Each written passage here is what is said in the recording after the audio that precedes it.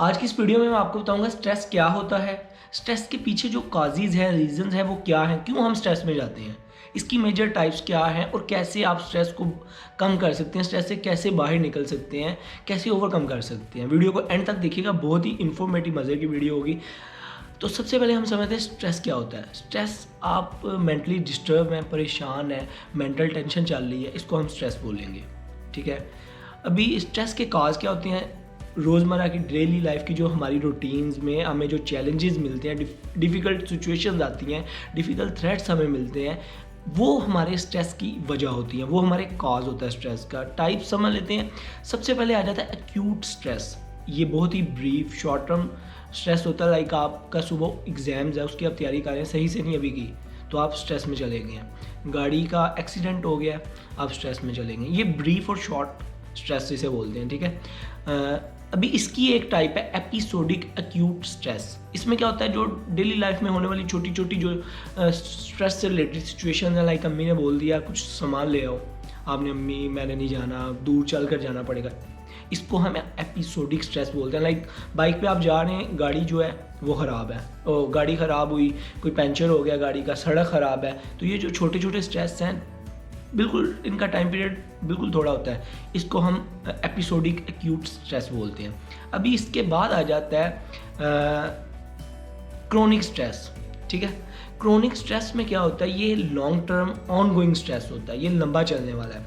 Like work से related, आप कहीं किसी जगह पे जॉब कर रहे हैं, उसका जो प्रेशर है वो लॉन्ग टर्म चलेगा, आपने जॉब करनी है, ये क्रोनिक स्ट्रेस होता है। हेल्थ से रिलेटेड कह सकते हैं हम, हेल्थ से रिलेटेड कोई इशू चलते हैं तो वो भी, हेल्थ भी जो है हमारी लॉन्ग टर्म है, एज गुजरती जा रही है, उसकी आप टेंशन ले रहे हैं। ठीक है। तो ये भी क्रोनिक स्ट्रेस में आ जाता है। उसके बाद फाइनेंशियली डिफ़िकल्टीज़ तो पूरी ज़िंदगी हमें आती रहती हैं। जॉब में आ गई, ठीक है, जॉब चली गई, घर में कोई सम टाइम मसला हो गया, आपका कोई बिजनेस है उसमें हो गया, तो ये जो फाइनेंशियल डिफ़िकल्टीज़ हैं ये भी क्रोनिक स्ट्रेस में आ जाती हैं। इसके बाद आ जाता है डी स्ट्रेस। डी स्ट्रेस जो है ना, ये सबसे ही ख़तरनाक स्ट्रेस होता है, इसको हम नेगेटिव स्ट्रेस भी बोलते हैं।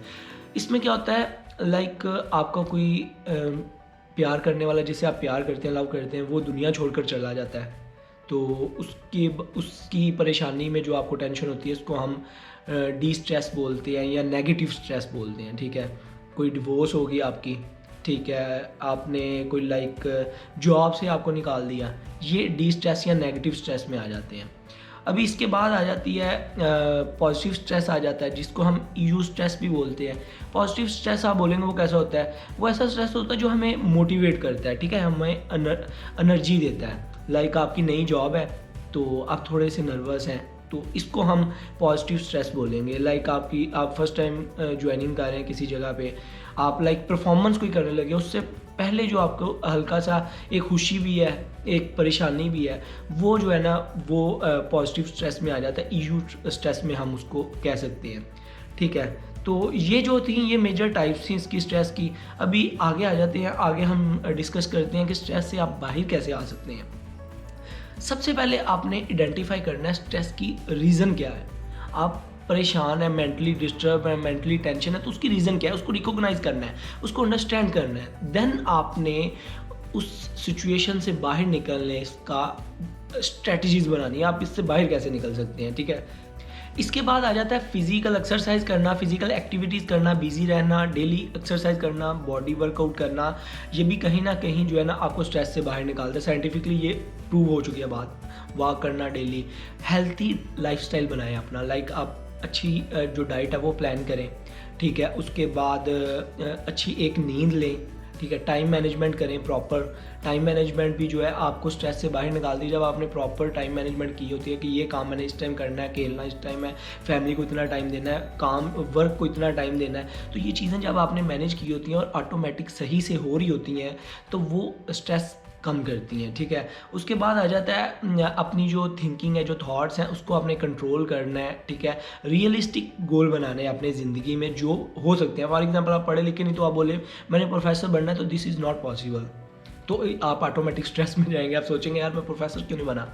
तो इसलिए रियलिस्टिक गोल बनाएं, अपनी थॉट को, नेगेटिव थॉट पॉजिटिव थॉट को छोड़ दें। जो रियल में दुनिया में हो रहा है, आपको क्या लगता है, डजेंट मैटर। ये चीज़ ना सोचें कि मैं वो मुझे गलत लग रहा है, नहीं, आप ये सोचें यार रियलिटी में क्या है। ठीक है, पैटर्न्स दिए अपनी थॉट को। उसके बाद आ जाता है कि मेडिटेशन वगैरह करें, ठीक है, डीप ब्रीथ लें, योगा वगैरह करें, कोई अल्कोहलिक चीज़ नहीं आपने लेनी, लाइक कोई ड्रग्स वगैरह से दूर रहना है, ये भी स्ट्रेस में बंदे को लेके जाते हैं।